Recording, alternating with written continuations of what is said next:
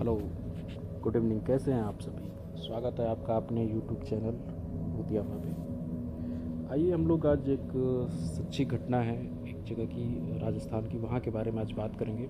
आप लोगों ने काफ़ी यूट्यूब पे कहानियाँ और किस्से के बारे में आपने सुना होगा।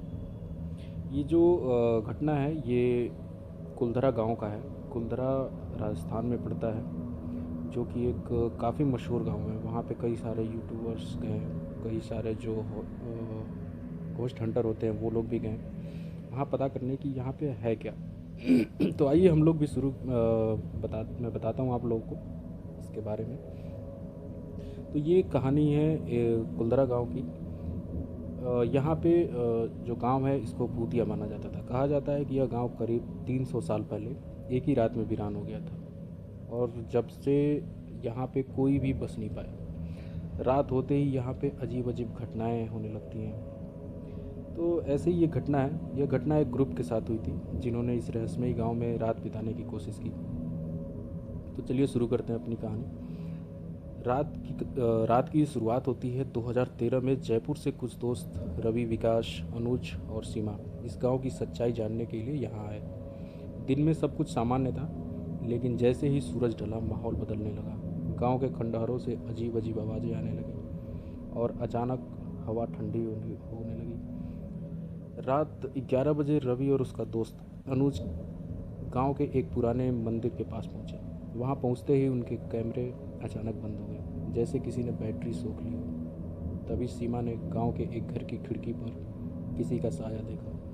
पहले तो उन्हें लगा कि कोई मजाक कर रहा है, लेकिन जब उन्होंने टॉर्च जलाकर देखा तो वहाँ कोई नहीं था।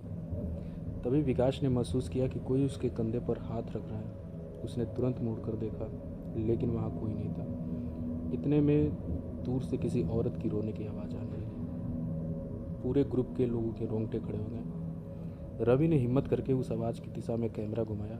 जैसे ही उसने रिकॉर्डिंग शुरू की, एक परछाई तेज़ी से उनके पास आई और कैमरा अपने आप बंद हो गया। अचानक सीमा जोर से चिल्लाई, मुझे यहाँ से ले चलो। उसने बताया कि किसी ने उसके कान में फुसफुसा कर कहा, तुम यहाँ नहीं रह सकते, चले जाओ। डर के मारे पूरा ग्रुप गांव से भागने लगा।